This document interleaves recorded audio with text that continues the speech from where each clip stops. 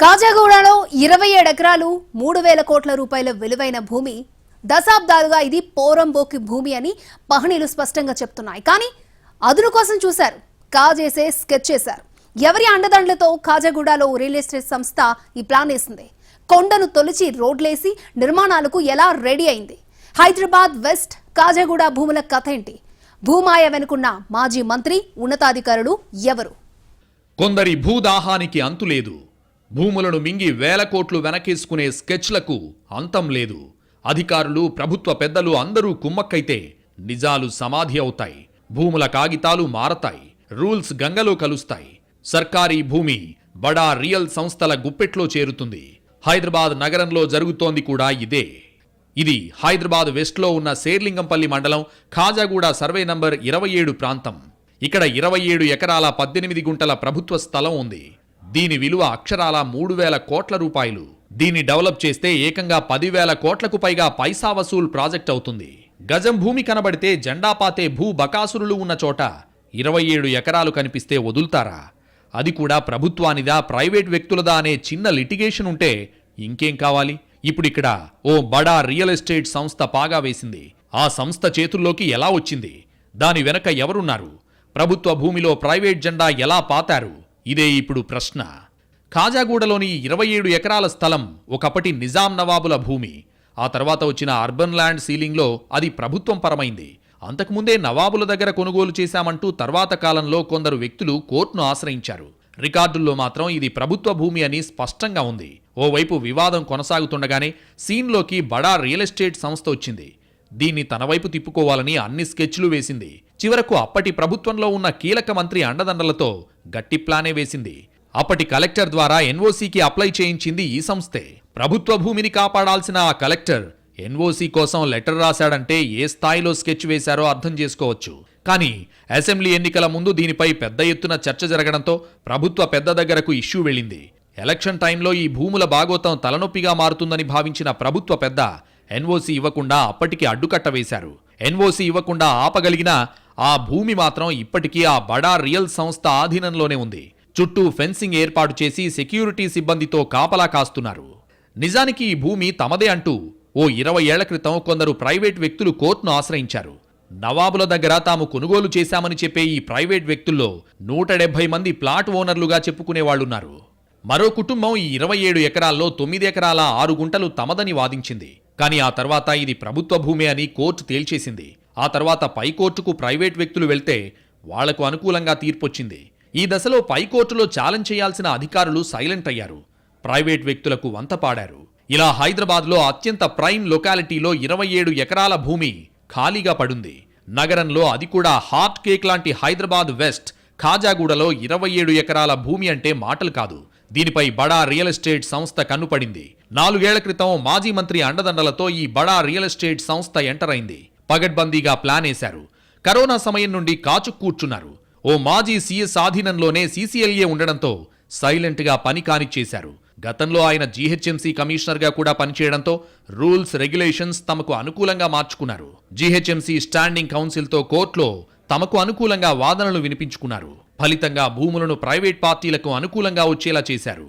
27 ఎకరాల ప్రభుత్వ భూమిని తమదంటూ క్లెయిమ్ చేసుకున్న హైదరాబాద్కు చెందిన ఈ బడా బిల్డర్ డెవలప్మెంట్ పనులు ప్రారంభించాడు.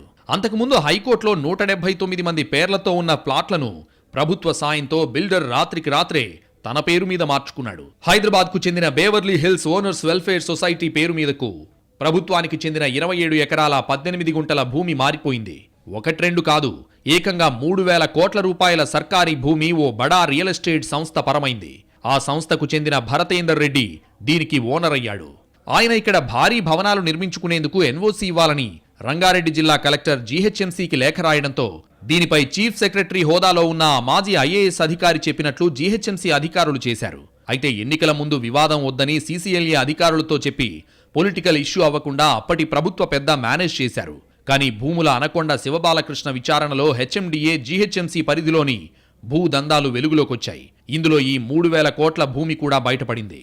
ఎక్కడా ఈ 27 ఎకరాల భూములకు సంబంధించిన వివరాలు ధరణిలో ఉండదు, జీహెచ్ఎంసీలో ఉండదు. కేవలం సీసీఎల్ఏ రికార్డుల్లో మాత్రమే కనిపిస్తాయి. ఈ మొత్తం వ్యవహారంలో ఓ మాజీ మంత్రి, ఓ మాజీ సీఎస్, ఓ రియల్ ఎస్టేట్ సంస్థ కీలకంగా ఉంది. రియల్ ఎస్టేట్ సంస్థకు మాజీ మంత్రి అండదండలు బలంగా ఉన్నాయి. దీనికి ప్రభుత్వ అధికారుల సపోర్ట్ ఉండనే ఉంది. అసెంబ్లీ ఎన్నికల ముందే ప్రభుత్వ స్థలంలో రియల్ ఎస్టేట్ సంస్థ నిర్మాణానికి ప్రపోజల్స్ వచ్చాయి. నిర్మాణాలకు ఎన్ఓసి ఇవ్వాలంటూ జీహెచ్ఎంసీకి అప్పటి జిల్లా కలెక్టర్ లేఖ కూడా రాశారంటే ఏ స్థాయిలో ఒత్తిళ్లు, ఏ స్థాయిలో భూమాయ ఉందో అర్థం చేసుకోవచ్చు. కానీ ఎన్నికలు దీనికి అడ్డం వచ్చాయి.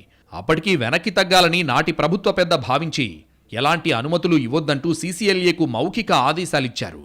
ఇప్పుడు ఈ భూమి చుట్టూ ఫెన్సింగ్ వేసి ప్రైవేట్ సెక్యూరిటీ గార్డ్స్ను పెట్టేసింది ఆ రియల్ ఎస్టేట్ సంస్థ.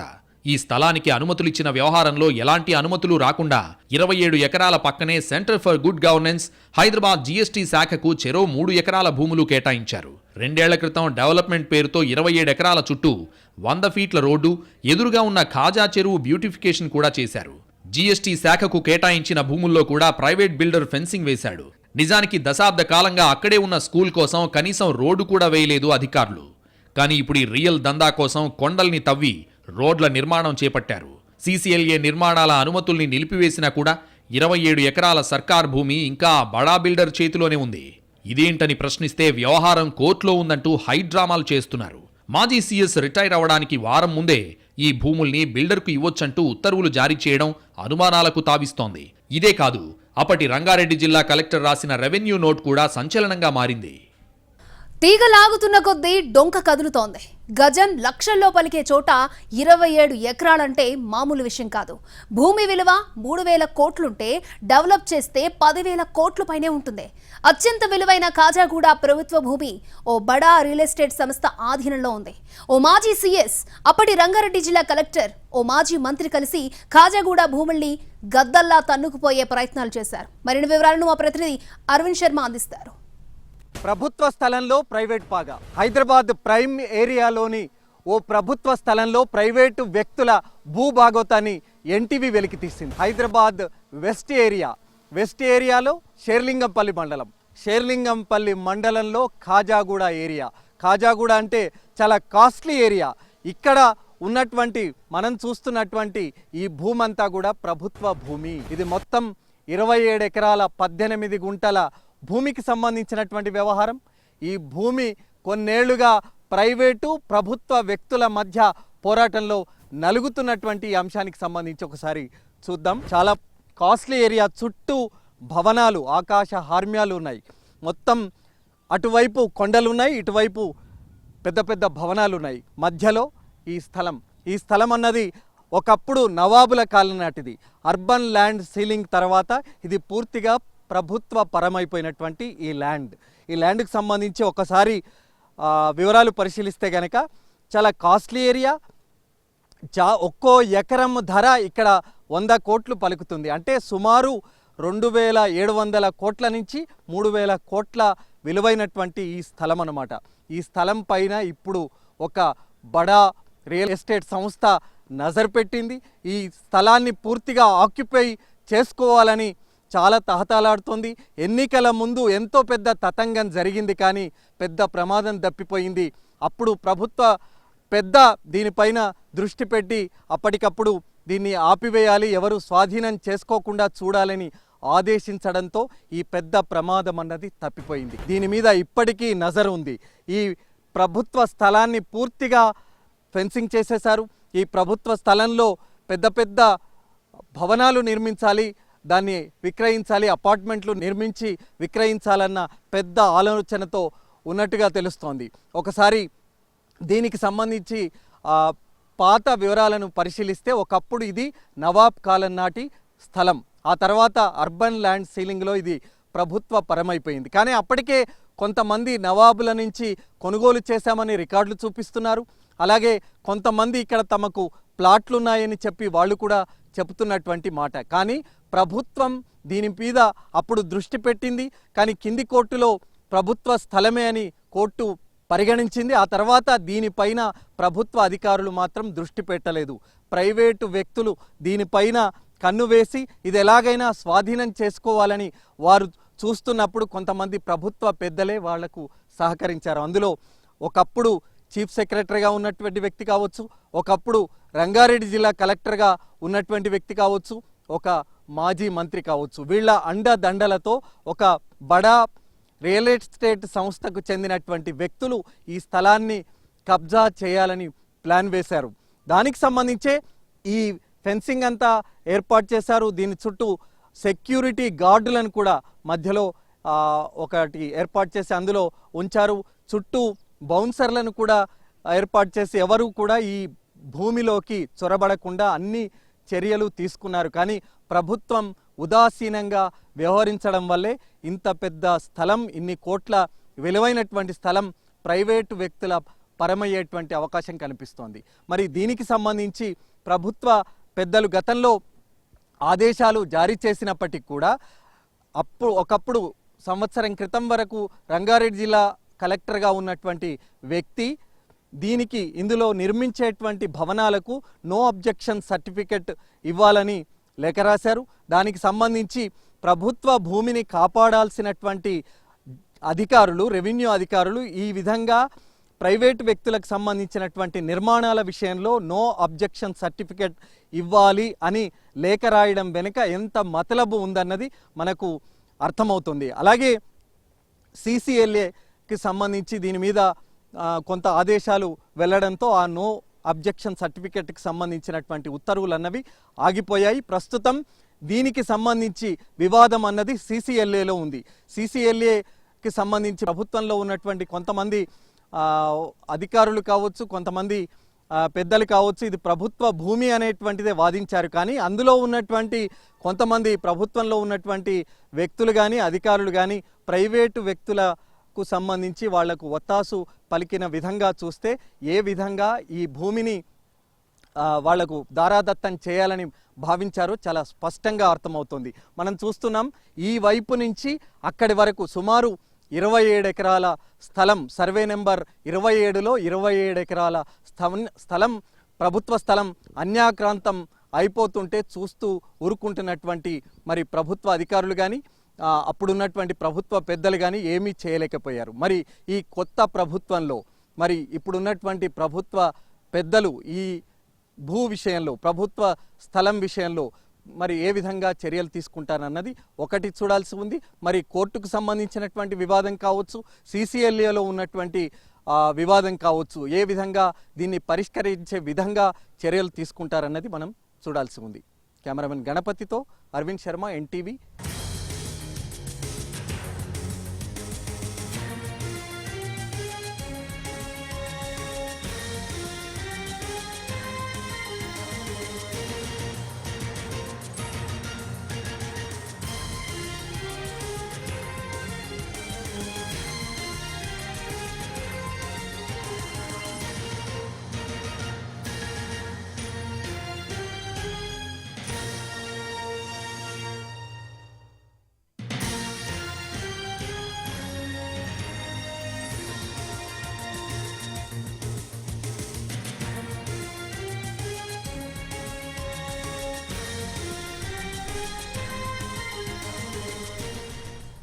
వెస్ట్ హైదరాబాద్ లో ఇప్పుడు సిటీలో అత్యంత విలువైన ప్రాంతం.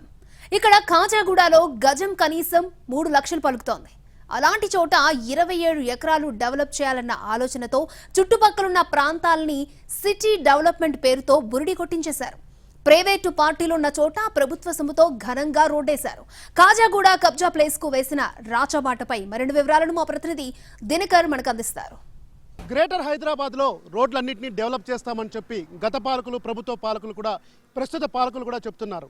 అయితే గత పాలకుల హయాంలో అధికారులు ప్రభుత్వం యొక్క ఆలోచనని మొత్తం అంతా కూడా తప్పుదారి పట్టించారు.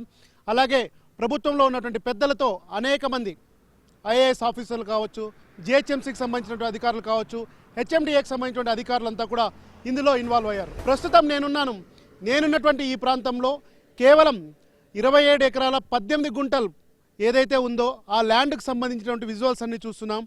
అక్కడ ఏర్పాటు చేయబోయేటువంటి మల్టీ స్టోర్డ్ కాంప్లెక్స్ కావచ్చు, బిల్డింగ్ కావచ్చు, ఈ బిల్డింగ్ను కట్టడానికి, ఆ తర్వాత ఈ బిల్డింగ్కు అనుకూలంగా ఉండడానికి, కమర్షియల్ మార్గంలో రోడ్లు వేయడానికి, ఈ రోడ్డునంతా కమర్షియల్ చేయడానికి ఈ 2 గుట్టల మధ్య కూడా మొత్తం తవ్వేసి ప్రత్యేకమైనటువంటి రోడ్లు వేశారు. అంటే ఇక్కడ అధికారులు వీరికి ఇచ్చినటువంటి పర్మిషన్ NOC కూడా ఇవ్వమని, ఎందుకంటే ఇక్కడ బిల్డింగులు కట్టుకోవడానికి NOC ఇవ్వమని, ప్రభుత్వ భూముల లేకపోతే ప్రైవేట్ భూముల అన్నట్టు దానికి సంబంధించి గొడవ అంతా కోర్టులో జరుగుతున్నటువంటి సందర్భం.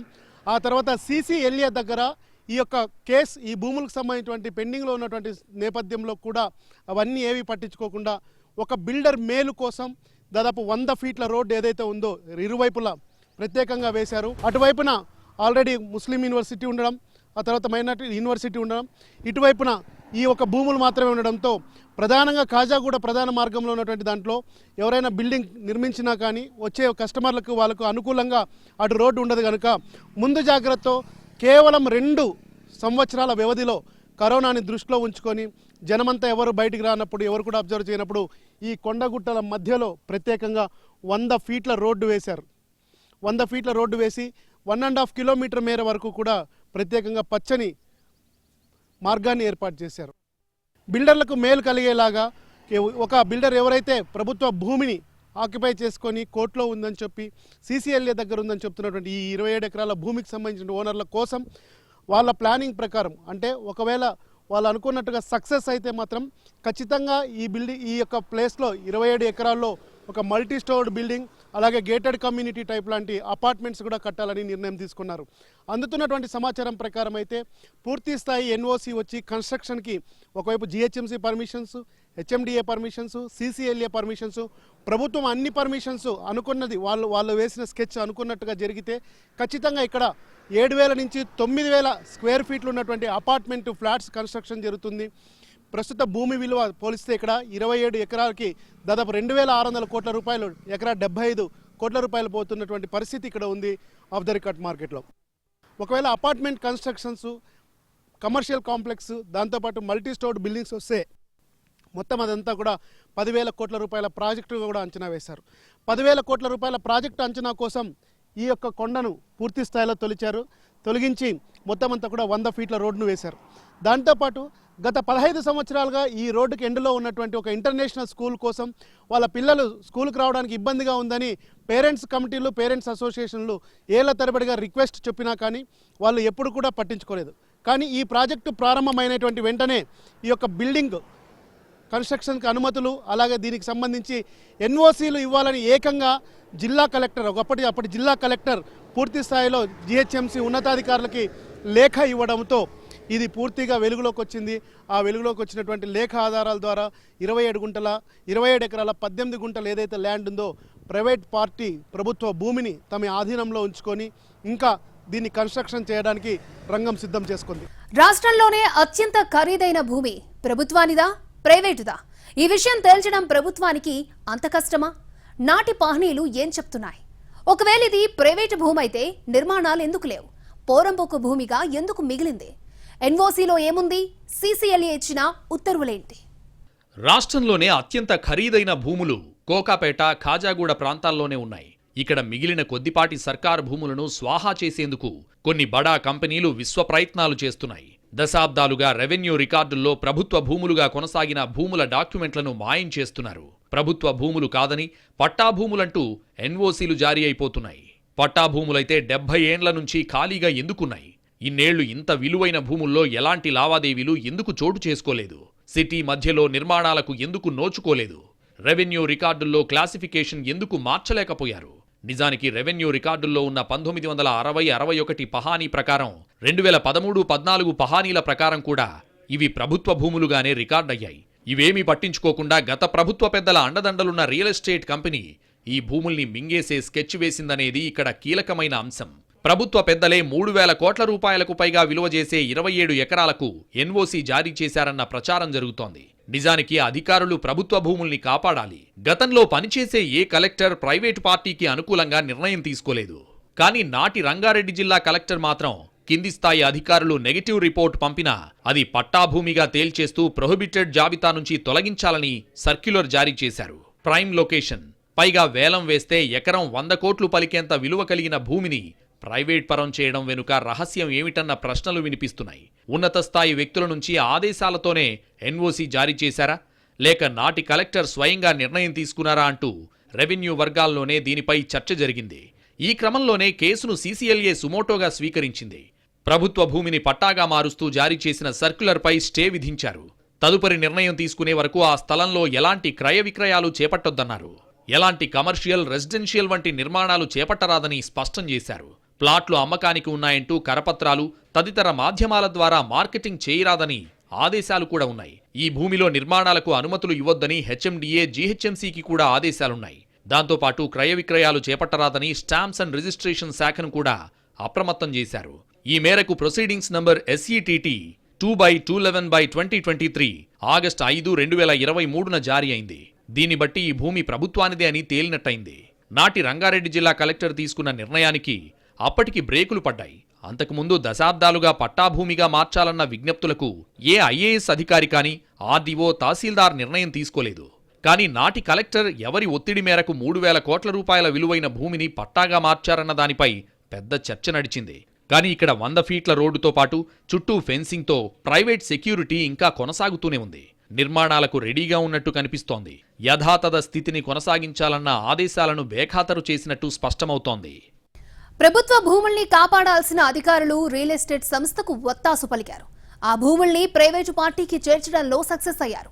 మాజీ కలెక్టర్, మాజీ CS, జీహెచ్ఎంసీ అధికారులు, క్షేత్రస్థాయి రెవెన్యూ అధికారులు కుమ్మక్కై కోర్టుల్లో ప్రభుత్వాన్ని గెలిపించడంలో ఫెయిల్ అయ్యారు.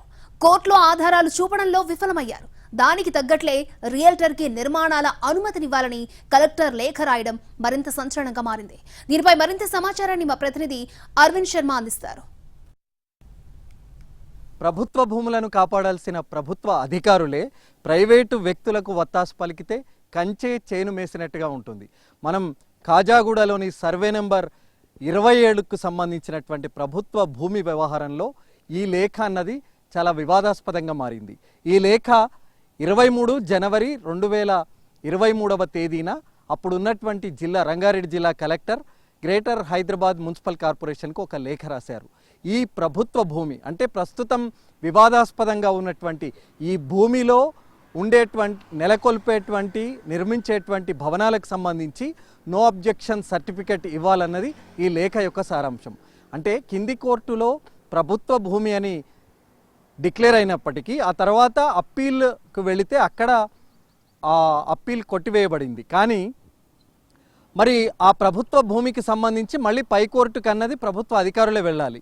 మరి ఈ భూమికి సంబంధించి ఇది ప్రభుత్వ భూమి అని అందరూ చెప్తున్నప్పుడు దాని మీద పైకోర్టుకు వెళ్ళాలి తప్పిస్తే ఇలా ప్రైవేటు వ్యక్తులకు సంబంధించి నిర్మించబోయేటువంటి భవనాలకు సంబంధించి NOC ఇవ్వాలని లేఖ రాయడం అన్నది చాలా వివాదాస్పదంగా మారింది. ఈ లేఖలో అనేకమైనటువంటి అంశాలు పేర్కొంటూ చివరికి సర్వే నెంబర్ 27 కాజాగూడలో ఉన్నటువంటి ఈ ప్రభుత్వ స్థలంలో నిర్మించబోయే భవనాలకు సంబంధించి కావచ్చు, కమర్షియల్ కాంప్లెక్స్కి సంబంధించి కావచ్చు, ఇతర నిర్మాణాలకు సంబంధించి కావచ్చు, నో అబ్జెక్షన్ సర్టిఫికెట్ ఇవ్వాలని ఆనాడు collector greater Hyderabad municipal corporation కమిషనర్కు రాయడం అన్నదే ఇప్పుడు చర్చనీయాంశంగా మారినటువంటి అంశం.